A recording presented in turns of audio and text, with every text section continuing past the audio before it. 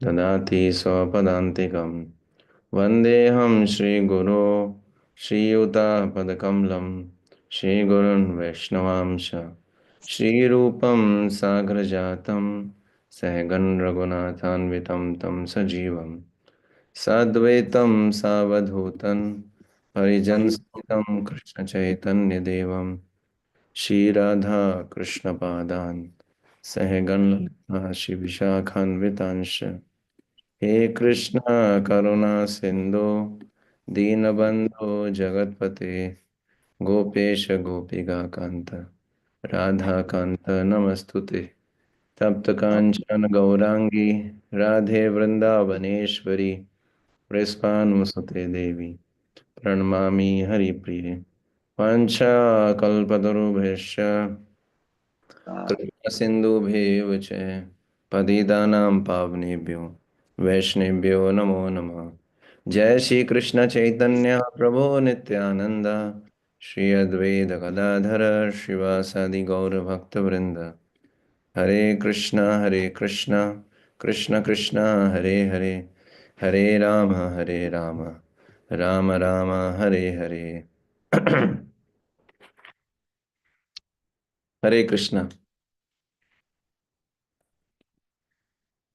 तो आप सभी भक्त जो भगवान का नाम जप करने वाले भक्त हैं, उनके चरणों में आप हम अपना प्रणाम करते हैं।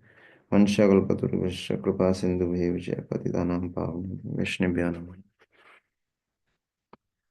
तो आने वाले कुछ सत्रों के अंदर हम लोग रूप गोस्वामी जी की प्रार्थना है नामा अष्टक, बहुत सुंदर प्रार्थनाएं हैं, उसमें हम चर्चा करेंगे आने वाले दिनों के अंदर।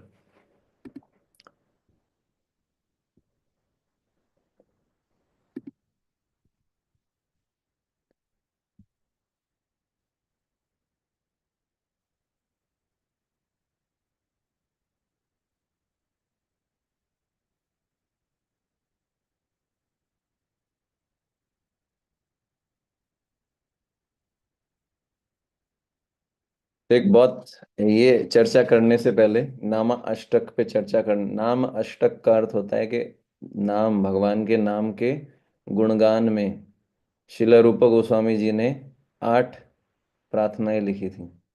8 श्लोका, 8 वो बहुत ही पावरफुल श्लोका हैं। और एक एक श्लोक पे फिर जो है कमेंट्री आचार्य लोग देते हैं। और जैसे बलदेव विद्याभूषण है, उन्होंने कमेंट्री दी है नामाष्टक पे। और फिर जो है इसको एक्स भक्ति विनोद ठाकुर महाराज ने समझाया है। पता नहीं हम कितना अप्रिशिएट कर पाएंगे इस प्रार्थना को, ये सब जो है। पर ये बहुत ही, मतलब इन प्रार्थनाओं को सुनने से पहले जब चैतन्य महाप्रभु ने जब हरि नाम के बारे में सुना रूप गोस्वामी जी से, तो उनका क्या रिएक्शन था, या जब डिवोटीज हरि नाम की महिमा सुनते हैं तो उनका कैसा रिएक्शन आना चाहिए आइडियली, वो हम पहले चर्चा करेंगे। समझ गए? मतलब जैसे मैंने आपको लास्ट टाइम बताया था कि हमारे अंदर थ्रिल होना चाहिए, एक्साइटमेंट होना चाहिए, है ना। जब तक ये थ्रिल एक्साइटमेंट नहीं होगा चैंटिंग के लिए, तो चैंटिंग जो है एक जो है उसको बोल सकते हैं कि एक टीडियस टास्क, या बोल सकते हैं बहुत ही मुश्किल लगेगा। मैकेनिकल चैंटिंग होगा। मैकेनिकल चैंटिंग नहीं करने से अच्छा है कि हम मैकेनिकल चैंटिंग करें।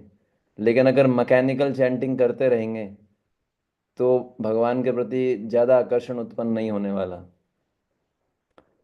तो इसलिए जो है ये घटना है, एक बार ये चैतन्य चरितामृत में मेंशन्ड है। शिला रूप चैतन्य चरितामृत अंत्य लीला चैप्टर 1 के अंदर। आप लोग सुन पा रहे हैं ठीक से? मेरी आवाज़ आ रही है? ये बहुत इंपॉर्टेंट है। ठीक है। कुछ भक्त जो है वो चैंटिंग कर रहे हैं, तो अगर आपको अच्छा लगे तो सुन सकते हैं, क्योंकि ये बहुत हेल्प करने वाला है। तो चैतन्य चरितामृत अंत्य लीला चैप्टर 1 में मेंशन था कि एक बार शिल रूप गोस्वामी गए थे जगन्नाथपुरी चैतन्य महाप्रभु से मिलने के लिए। और शिला रूप गोस्वामी कहाँ रहे थे वहां पर? शिला हरिदास ठाकुर के साथ में। शिला हरिदास ठाकुर कहाँ रहते थे? सिद्ध बकुल, जगन्नाथपुरी में है सिद्ध बकुल। और वो ड्रामा लिख रहे थे भगवान कृष्ण की लीलाओं पे। एक ड्रामा लिख रहे थे। उसका नाम था विदग्ध माधव। क्या नाम था? विदग्ध माधव। ठीक है। उस समय एक बहुत ही महत्वपूर्ण घटना हुई। ऐसी घटना जिसको सुन के आप जो है थ्रिलिंग एक्सपीरियंस था। वहां जब वो नोटिस ने सुना, उनको बहुत थ्रिलिंग लगा। अब पता नहीं हमारे अंदर क्या रिएक्शन आएगा, तो इसलिए फिर मैं सुना देता हूँ आप लोगों को। तो ऐसा हुआ कि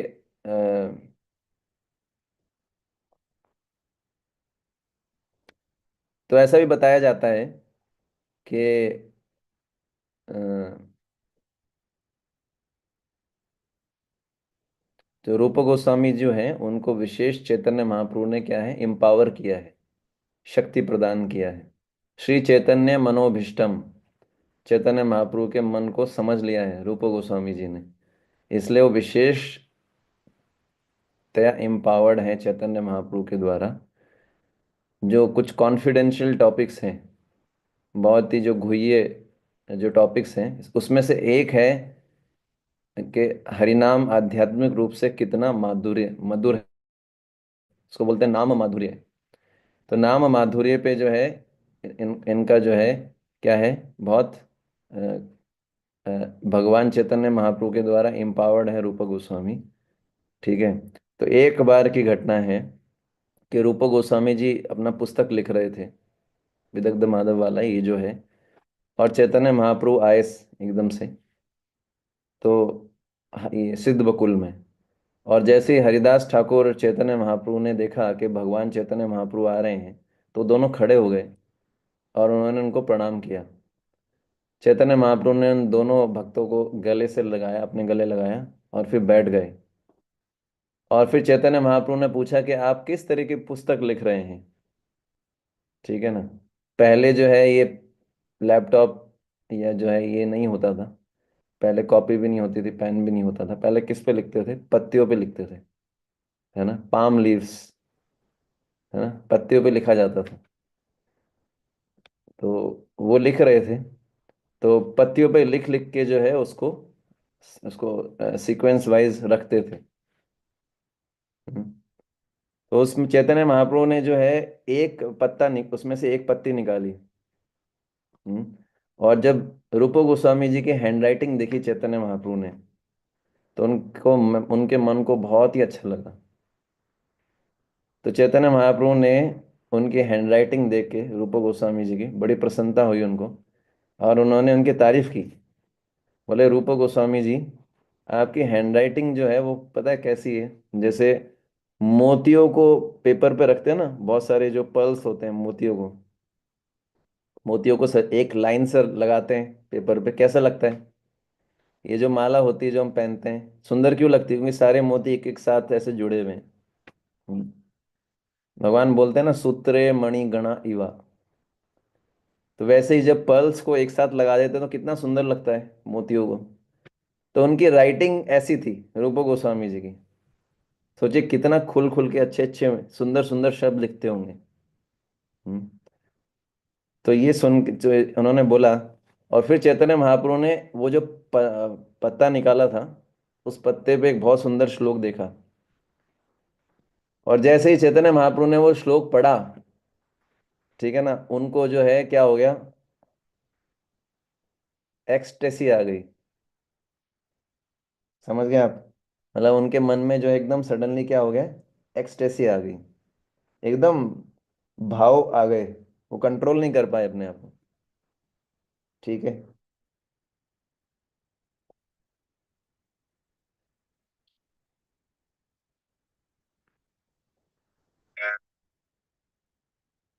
तो वो क्या श्लोक था? अब ये श्लोक सोच के है ना, सुन के हमको नींद भी आ सकती है, जो आती रहती है ना, या हमको जो है एक्साइटमेंट भी आ सकता है। मतलब ये श्लोक सुन के जो है चैतन्य महाप्रभु को एक्सटेसी आ गई, और भक्तों को भी बहुत सारी एक्सटेसी आएगी, मैं बताऊंगा। तो ये श्लोक क्या है? ये ऐसा है ना।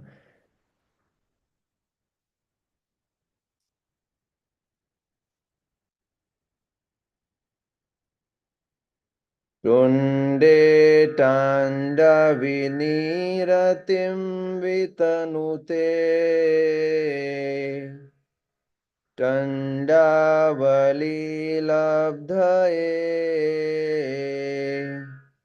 कर्णक्रोधकदम्बिनी घटयते कर्णार्बुदे भयस्पृहाम् चेता प्राङ्गनसङ्गिनी विजयते सर्वेन्द्रियाणां कृत्यैं न जाने जनिता कियाब्धिरमृते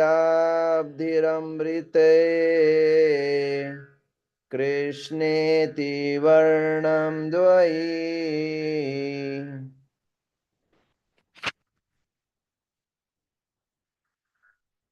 इसका ट्रांसलेशन बहुत ही सुंदर है। मुझे पता है कि आपको श्लोक से समझ में नहीं आया होगा, है ना। तो इसका ट्रांसलेशन है,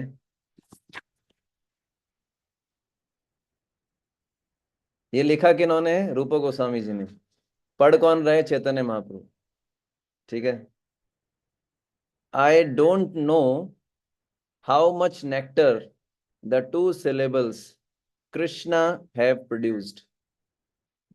इसका अर्थ है, मैं नहीं जानता कि कितना अमृत इन दो शब्दों में भरा है। कौन कौन से दो शब्द हैं? कृष और ना। ठीक है। When the holy name of Krishna is chanted, it appears to dance within the mouth. तो जब भगवान का नाम जपते हैं तो ऐसा लगता है कि भगवान का नाम क्या है, जिह्वा पर नृत्य कर रहा है। We then desire many many mouths। तब हमारी इच्छा होती है कि हमारे अनेक मुख हों। जब भगवान का नाम हमारी जिह्वा पे डांस करता है, जब हम भगवान का नाम जप करते हैं, ऐसा रूप गोस्वामी जी अपना एक्सपीरियंस बता रहे हैं, तो ऐसा लगता है कि हमारे बहुत सारे मुंह होने चाहिए। When that name enters the holes of the ears, we desire many millions of ears। और जब ये भगवान का नाम हमारे कान से अंदर जाता है, तो तब ऐसा लगता है कि हमारे बहुत सारे कान हो, मिलियंस ऑफ ईयर्स। पहले बोले मैनी मैनी माउथ्स, फिर बोले मिलियंस ऑफ ईयर, है ना। And when the holy name dances in the courtyard of the heart, it conquers the activities of the mind, and therefore all the senses become inert। और जब भगवान का नाम कान से अंदर जाता है, और फिर क्या होता है, हृदय के आंगन में, हृदय के आंगन में क्या करता है, नृत्य करता है भगवान का नाम। तो मन के सारे क्रियाकलापों पे विजय प्राप्त कर लेता है। मन एकदम क्या हो जाता है, शांत, है ना। मन जो है भगवान के नाम से आकर्षित हो जाता है, और सारी इंद्रियां जो है इनर्ट हो जाती है। इनर्ट का मतलब क्या है, न्यूट्रल। नॉर्मली क्या होता है कि इंद्रियां कुछ ना कुछ चाहती हैं, मन कुछ ना कुछ इच्छाएं आती रहती है मन के अंदर। हम अशांत क्यों रहते हैं? क्योंकि मन के अंदर क्या आती है, बहुत सारी इच्छाएं आती हैं, ऐसा हो जाए ऐसा हो जाए, इसलिए हम अशांत रहते हैं। और मन की इच्छाओं के अनुसार इंद्रियों को कार्य करना पड़ता है। तो जब भगवान का नाम बन जाता है तो मन के अंदर धीरे धीरे मन शांत हो जाता है, भौतिक इच्छाएं कम हो जाती हैं, और हम शांति का अनुभव करते हैं। और इंद्रियां क्या हो जाती हैं, इनर्ट, मतलब न्यूट्रल। क्योंकि जब इच्छाएं कम हो जाती है तो व्यक्ति शांत हो जाता है, फिर इधर उधर भागता नहीं है। हाँ, देखा होगा ना, सुबह सुबह 5-6 बजे तक सारा शांत रहता है सड़कें। फिर 8-9 बजे एकदम इतने सारे व्हीकल्स दिखेंगे, सब लोग भाग रहे हैं। क्यों भाग रहे हैं? अपनी इच्छाओं की पूर्ति के लिए, इसलिए इतना भाग रहे हैं, सब लोग भाग रहे हैं। तो जब चैतन्य महाप्रभु ने ये श्लोक बोला, तो हरिदास ठाकुर ने जब ये सुना, इतना खुश हो गए, इतना खुश हो गए कि वो नाचने लगे, है ना। नाचने लगे इसको सुन के, और बहुत तारीफ की, इसके अर्थ की बहुत तारीफ की। बोले वाह क्या बताया आपने, आनंद आ गया, है ना, मजा आ गया। जैसे हमारे शब्द में, हमारे लैंग्वेज में क्या बोलेंगे, जैसे हमको बढ़िया प्रसाद मिल जाता है तो हम क्या बोलते हैं, प्रभु जी आज तो मजा आ गया एकदम। वो भी जो है एकदम टेस्टी प्रसाद मिल जाए, और थोड़ा सा डांस कर लेते हैं तो मजा आ गया प्रभु जी आज तो। ऐसा आनंद तो कभी नहीं आया हमको भक्ति में।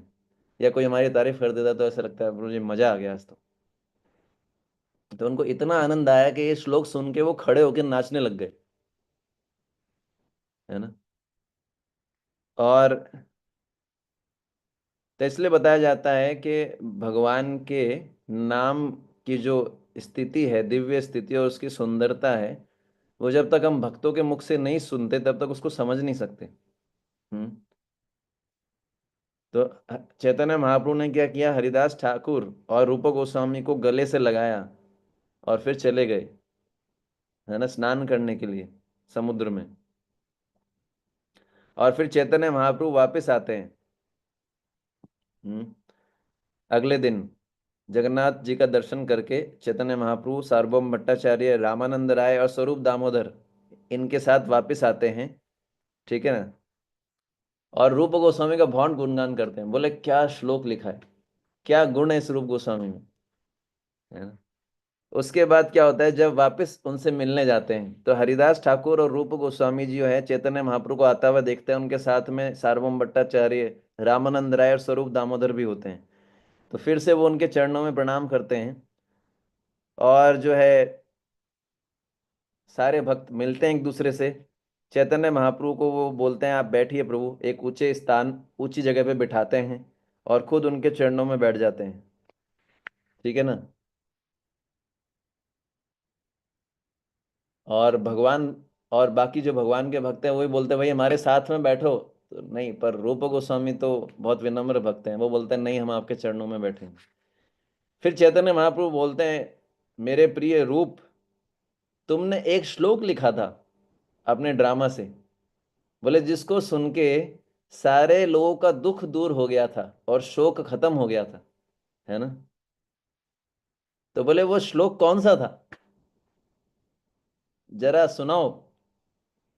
क्या बोल रहे हैं चैतन्य महाप्रभु, बोले जिस श्लोक को सुन के सबका दुख दूर हो गया और शोक दूर हो गया। तो फिर वो क्या बोलते हैं, रूप गोस्वामी जी हैं एकदम हेसिटेट करते हुए बोलते हैं, क्या बोलते हैं, टुंडे टांडा विनीरतिम वितनुते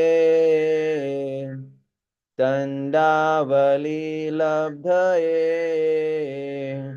कर्णक्रोधकदम्बिनी घटयते कर्णार्बुदेभ्यः स्पृहां चेता प्राङ्गनसङ्गिनी विजयते सर्वेन्द्रियाणां कृते न जाने जनिता कियाब्धिभिरमृतये कृष्णेति वर्णम द्वयी। तो जब सारे भक्त इसको सुनते हैं, स्पेशली रामानंद राय, उनके अंदर दिव्य आनंद भर जाता है पूरा, और एकदम शॉक्ड हो जाते हैं, है ना, थ्रिल, हम बोलते हैं थ्रिल।